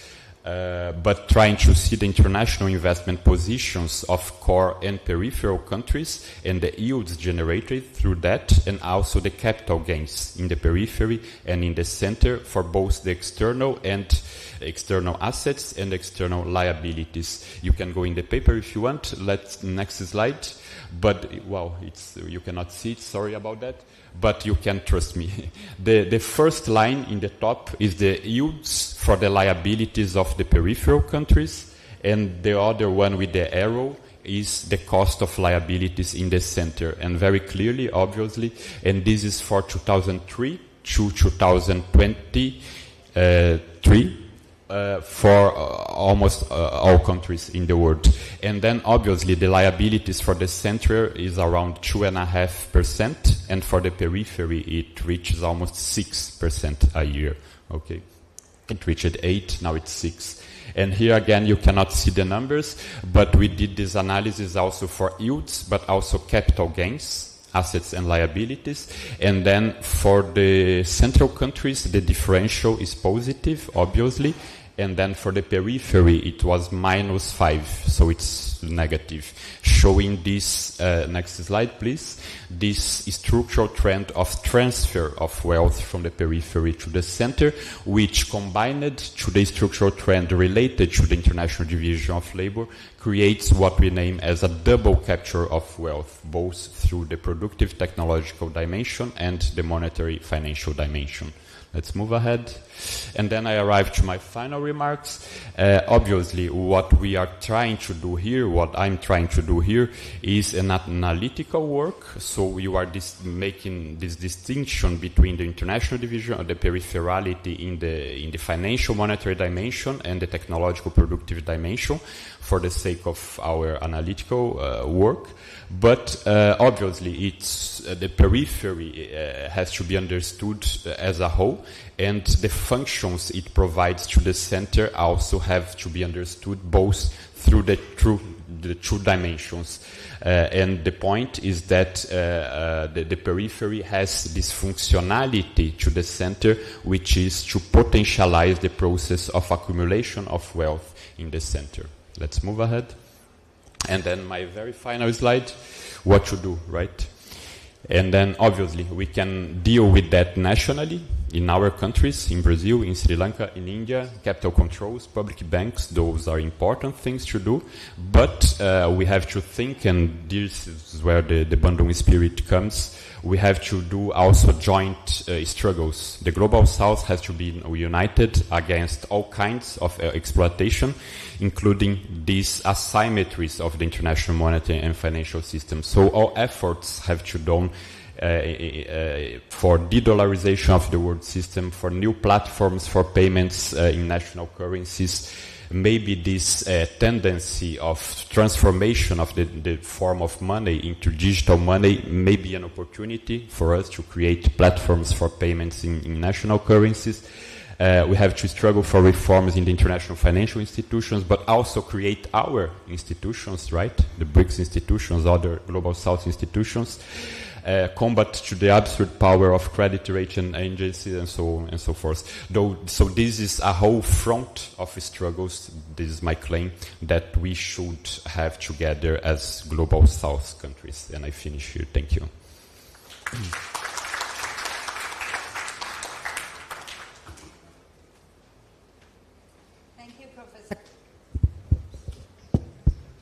Thank you, Professor Conte. I think that brought us to all the possible aspects of how we can actually mobilize the Bandung spirit, right? From the political to the transnationalism and the whole conversation around knowledge, the growth of people's, workers' power, the idea of militarization, the whole idea of growing alternative centers in the global south, and finally to the very vexing issue of international division of finance. So I think that's been a really fruitful set of presentations. I think we've all learned a lot. I certainly have. We have now about 15 minutes for looking at questions, which you might be having, I'm sure. You can direct them to any particular speaker, or you can ask them generally. Let's take about 3 questions at a start, and then have our panelists respond to them. So, do we have mics around the floor? Please identify yourself and you ask the question. Thank you. I'm 𝒂𝒂𝒓𝒔 a student of International Relations and Law. So one of the key concepts behind all the lectures of all the panelists were to unlearn the concepts taught by the liberal world order. So what are the alternatives that you provide to what should we learn instead of the concepts provided by the liberal world order? Good question. Anyone else got some more? Yes.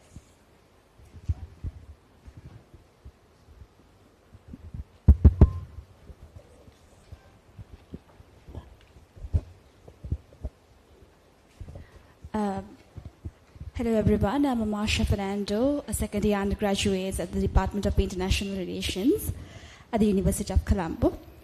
So my question is actually related to the question asked previously. So when we look at the Bandung Conference and mainly at the international order at that time, one particular salient feature that I can see is the moral power in the global south. We actually were very united with each other in a time span where proxy wars were going on, and there was a clear-cut division between 2 blocks in the world. So in that essence, we had this moral power where we were there for each other in proxy war situations and maybe economic collapses. So my question is, we can use that kind of international moral power. So we have many modes of power with soft power and hard power, but this special aspect of moral power can be used to come out of our issues with dollarization and de-dollarization as well. Because although we have focused on political aspects, particularly in the Bandung Conference, the frameworks can be used up to date to contribute to the economic issues that we have. So at a moral ground, we can unite. So what can we do in that sense? So how can we develop from that aspect, taking examples from the Bandung Conference in particular? Thank you. So much. Dr. Kalintama, do you want to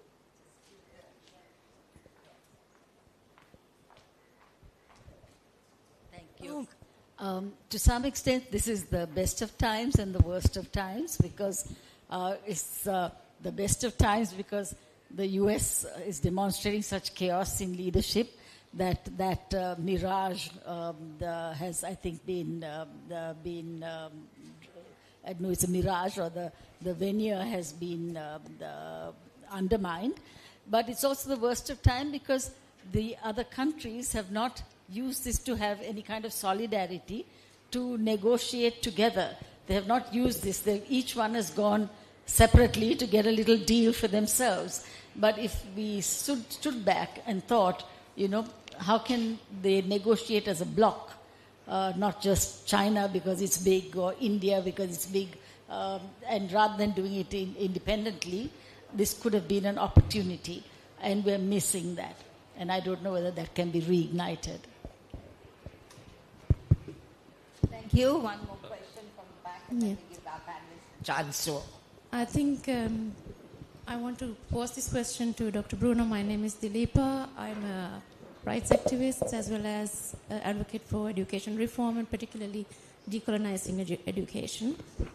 My question is inspired by what you said about International Division of Labor and the link in the Global South to the brain drain.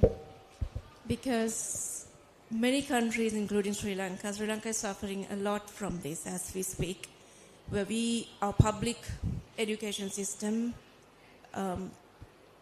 produces high-skilled professionals, and then many of them leave the country to the global north. So then this idea of International Division of Labor doesn't really work in the sense because it doesn't benefit the global south at all. We seem to be producing professionals that eventually migrate to the global north, and then therefore we are not benefiting from what we spend money on. So what should we do about it? That's my question.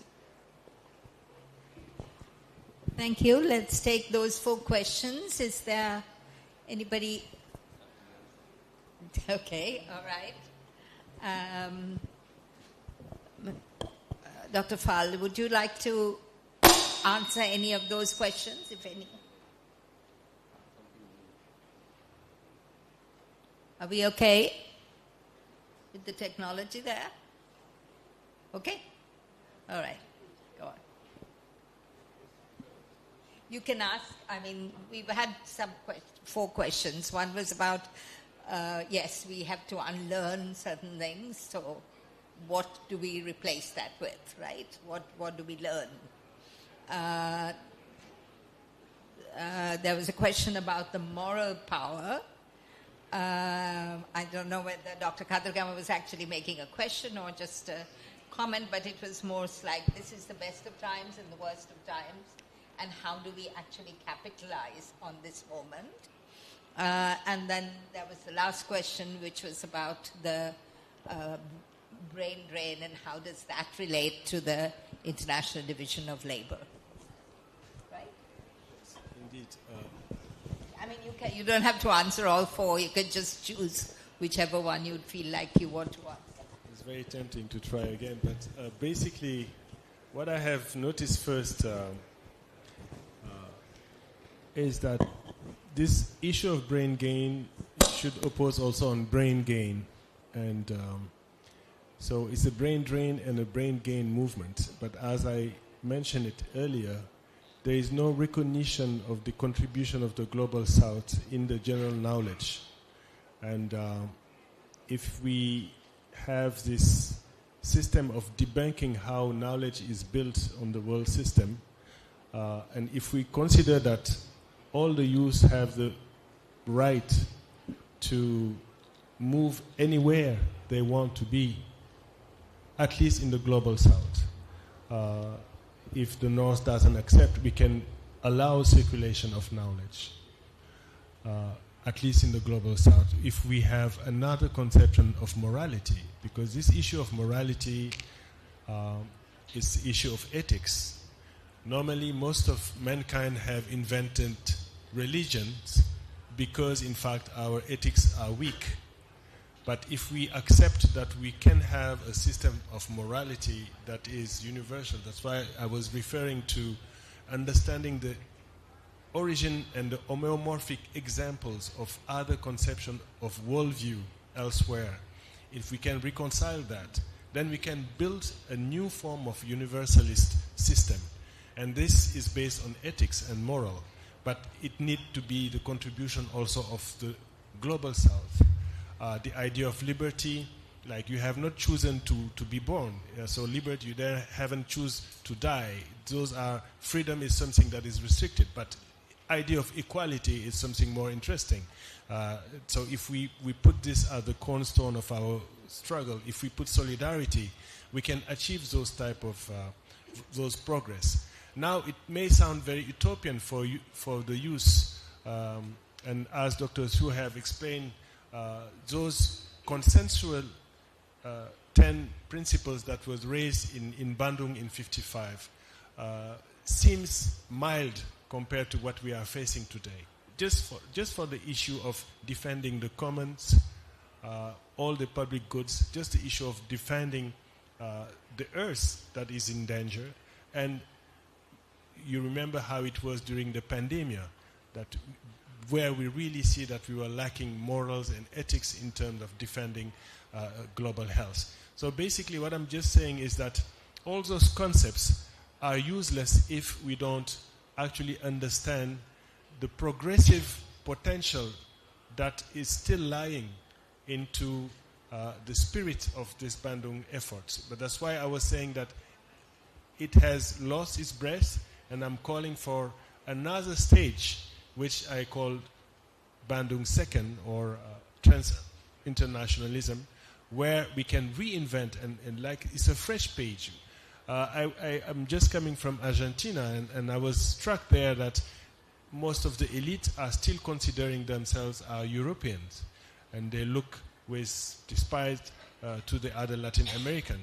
While in fact, if you remember, when they were fighting against Britain for the Falkland so-called Malwines, the whole South was with them.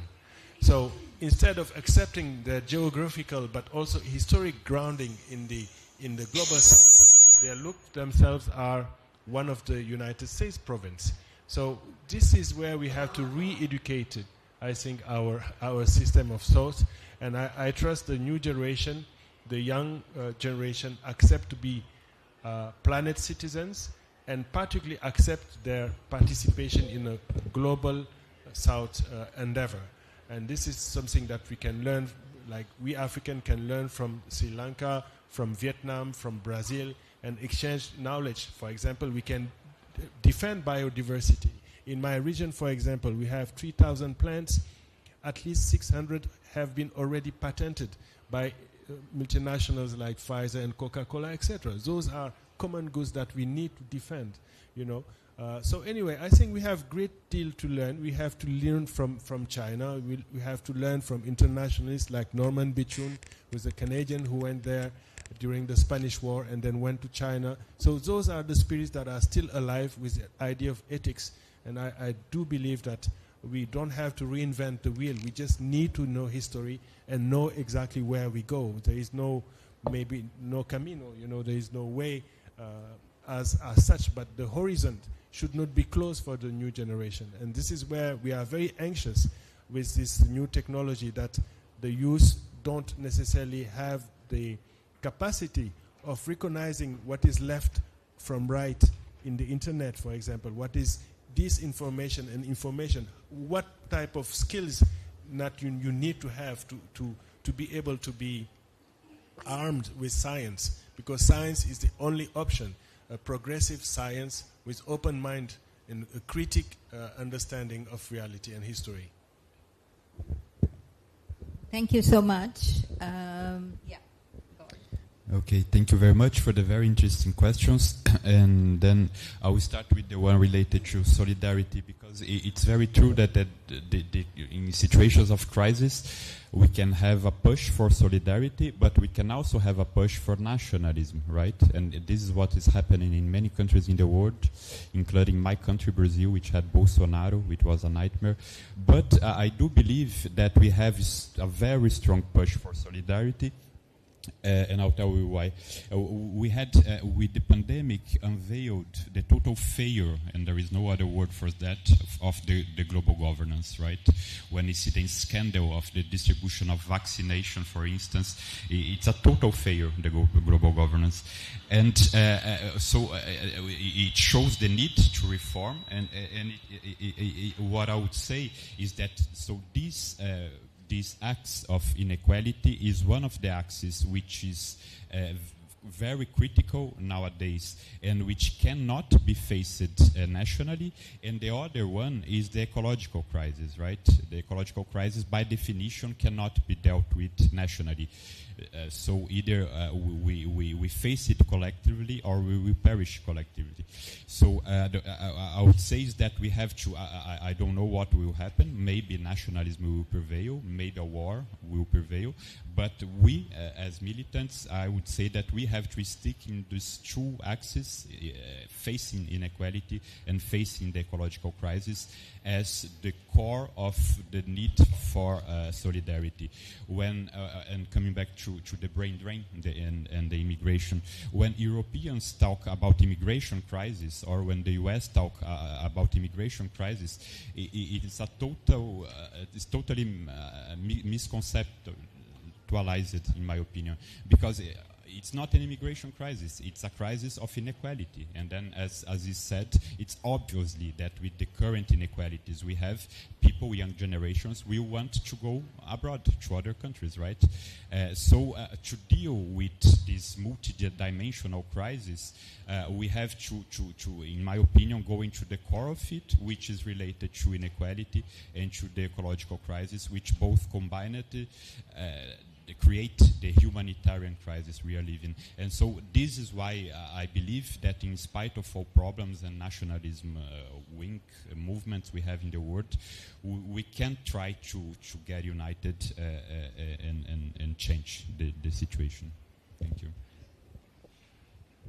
Yeah, thank you for the very important questions. The ability to negotiate as a bloc, and in a way all three questions are about the system of capitalism that we all operate under. Of the capital in each country. And we can start from there. I just think.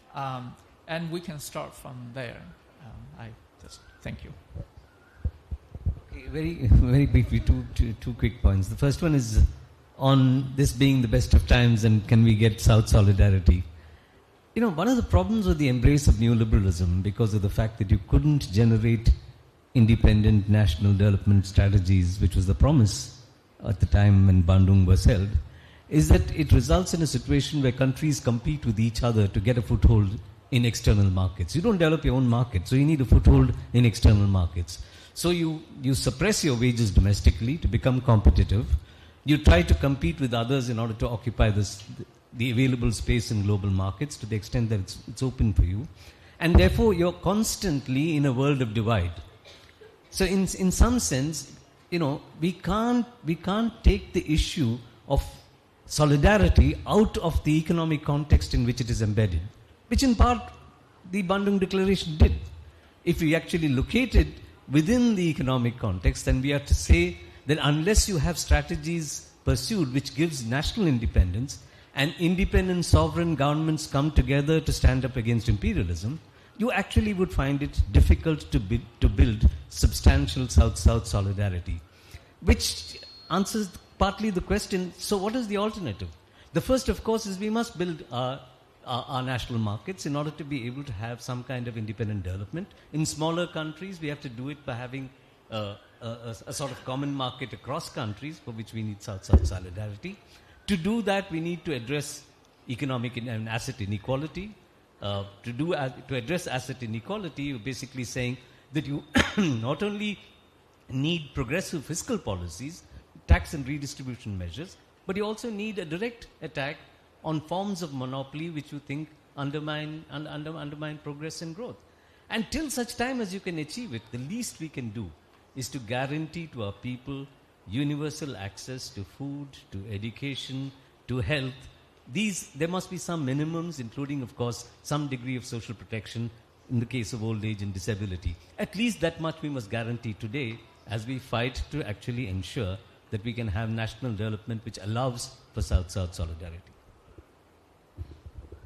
Thank you. I think we are actually out of time, but I will take two questions, maybe just one from here. Right in front, someone's got the mic. Yeah. This is the woman with bright red earrings. That's the next one. And then we'll take one from this side. Okay. So 3 questions.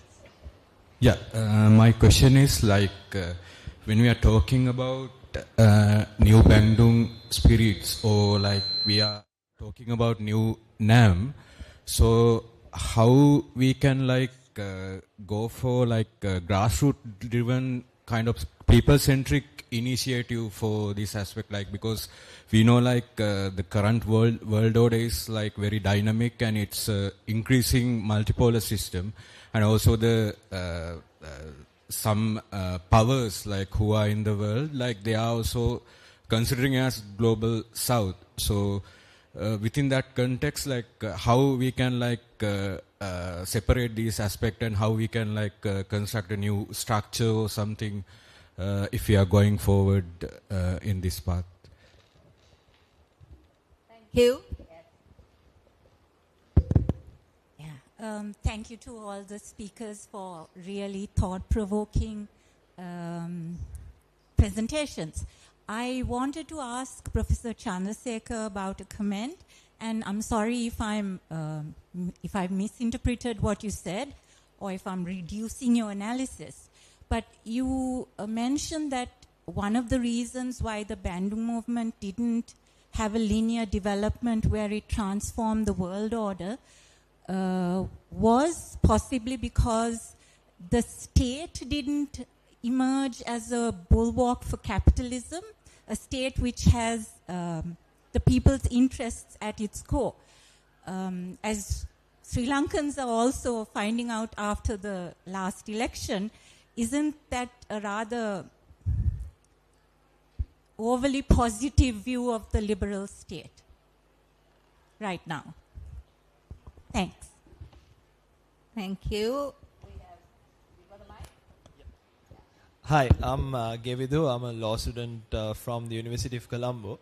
My question to the panel is, especially in the modern context with a lot of conflicts around the world, do you think that there is sort of a possibility of world leaders coming onto one single desk and discussing a policy for the entire globe? Let's say South-South nations at the moment, if we look at the Indo-Pakistan conflict and then the Israel-Palestine conflict, we've seen a lot of countries being divided in opinion. So in that sort of a context, would it be possible for countries to come to a single desk and discuss these issues that are very much important to us at the moment? And also, in line with this, how do you see the global order changing if there is sort of room for the non-aligned movement to, let's say, re-emerge in this current context? Thank you. Thank you very much. I'm going to ask the panel. We're going to start from Professor Chandrasekhar on this end, but just to say, answer the questions, and then maybe if you have a final remark that you think has not been addressed, just to make that as well. Okay, yeah, you didn't overly misrepresent me at all, so that's okay. But let me explain. So I'm not saying that if actually the people, because of the fact that they experience distress, a crisis, etc., put in place a state, that state would automatically necessarily be of a kind that will, I mean, we know what happened in Greece, for example. And people voted to put Syriza in power. It had a very clear mandate to do certain things. The finance minister quit, Yanis Varoufakis, because of the fact that Syriza wouldn't do what it promised its people that it would do. So now the thing is, there are two ways we can interpret it. One, of course, we have to recognize that sometimes these states come to power in the context of a legacy of subordination which makes them vulnerable. So if you have a large amount of foreign capital accumulated in your stock markets, for example, or your bond markets, you're worried that if you do something, there will be a flight of capital. Now the point is to therefore build over a period of time an ability to be able to address that flight or the consequences of that flight, and also have the social sanction to get people to agree that there would be a period in which they have to take a sacrifice in order for you to be able to reshape the agenda the way they want you to reshape it. So there is an international context. There is an imperialism. We can't write that off, which actually constrains even progressive states which are voted to power. But the other is that, we shouldn't take only one or two examples. I've given an extreme example, but we know examples in Latin America. We know examples where there have been governments which have come and have gone part of the way. And as he said, things don't necessarily happen in one day. But the point is, in the process of trying to do what you should do, you actually then mobilize a set of forces which can actually give material form and substance to these ideas which are transformative. And that's what we're looking for. And that's the only thing we can constantly try and do, is to keep hoping that in this process of moving forward step by step, you would actually bring the transformation needed to get yourself not merely a more egalitarian order, but solidarity which undermines imperialism in the long run. I didn't really have much to add to what Professor Chandrasekhar said. But I just mentioned one thing, that if imperialism serves as a major external constraint for whatever progressive policies that we can do in the global south, that constraint, I think, is in the process of weakening, as we all mentioned about this. So I think we can be a little bit more optimistic looking forward, that in 10 years, in 20 years, that we would be in a very different kind of global situation, where a lot of unimaginable policies, unimaginable actions will become viable, feasible, something quite likely to happen. So that's, thank you. Thank you. I also don't have much to add, because professors already mentioned that. But just on the point on possibilities, the reason why I was mentioning militancy is because it is ultimately the last resort. People use their bodies because they don't have any other means of doing so. And when they do that in a generational cycle, I think it becomes something much bigger and larger, as we see in those coalitions. And therefore, we must also always account for this struggle. The Vietnam War lasted for 40 years, and the US could not stand up to ordinary Vietnamese. And this is something we must always remember when we speak of possibilities. Very good questions again, but obviously I'd like only to touch some issues related to the grassroots movements. Actually, in my exposition and in many analyses here, we are trying to use this divide between global north and global south, which is very useful in my opinion, because there is an exploitation from the global south done by the global north, obviously. But we have to go into, and it was mentioned as well, at the end of the day, we have also always to discuss the social struggles which happen in each country, right? So obviously in my country, in Brazil, in many peripheral countries, there is an elite, this comprador elite, which also takes benefit, for instance, of the International Division of Finance. So they are in favor of Milei in Argentina with the dollarization and so on and so forth. So that's why it cannot be done, real transformations cannot be done without grassroots movements in each of those countries, both in global north and south. I totally agree. And then if we can have a global policy, it's a very good question, but the answer is that it would be the ideal situation, but it's very, very hard, right? And when we are living this humanitarian crisis, and then the solution to the humanitarian crisis, which is provided by the global north, for the ecological crisis, for instance, in some cases, it's a total shame, right? When they say that the solution for the climate change is electric vehicle. It's a joke. I mean, they are trying to, they will get less pollution in Europe or the US, but with pollution and minings in Africa or in Latin America, right? So, so if we do not agree on a global policy, and it's very unlikely we will do it, it shows us even more the need to have at least a kind of a consensus in the global south, right? And then regional alliances are very important, and if we cannot have the whole global south having more and more countries involved in these movements for concrete transformations, is already something, right? Well, yes, quickly on this global governance issue and on people-centric. As you know, the multilateral system is not working because those who built it no longer need it, as it was built as a reproduction system of the world capitalist system.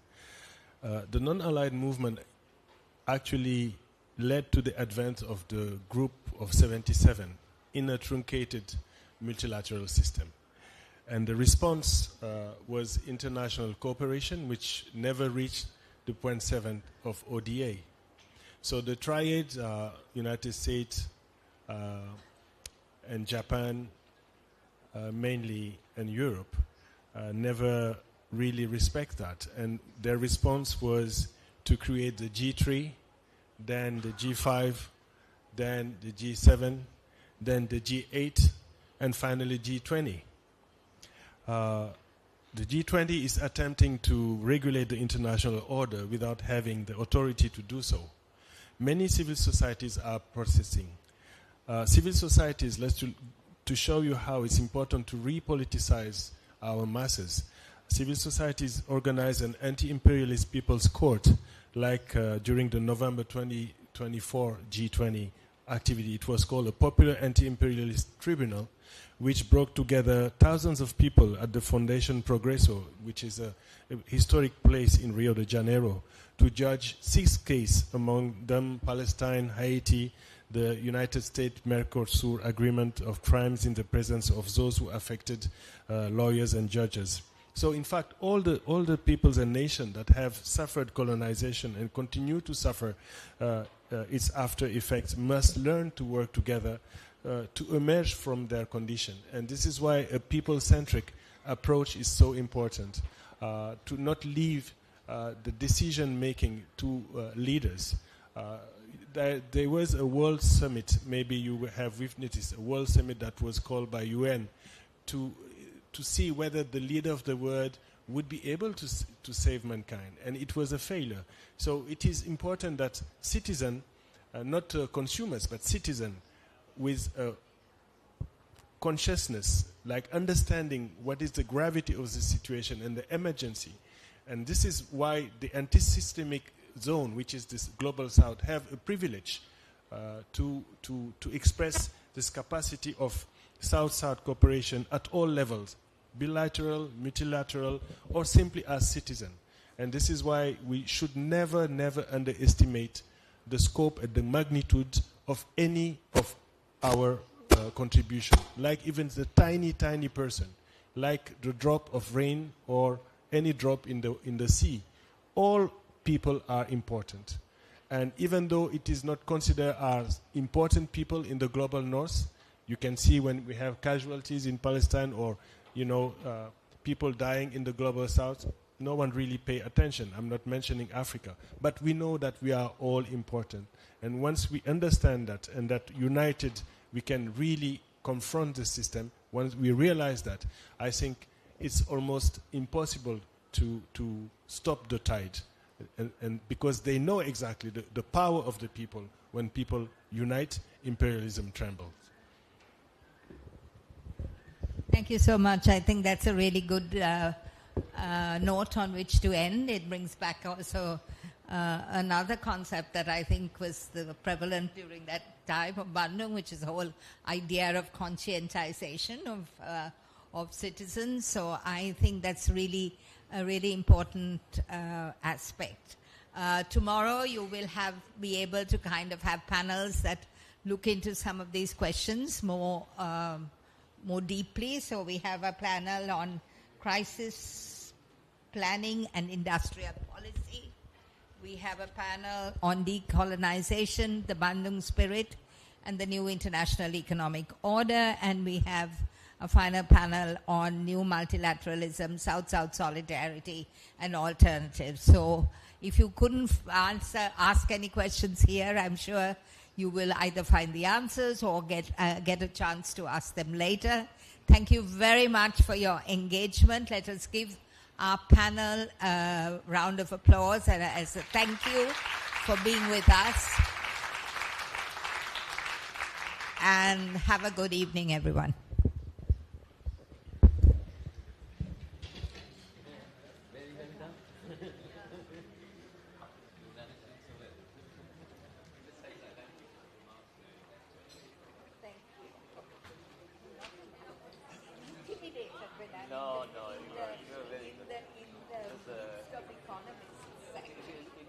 invite the person.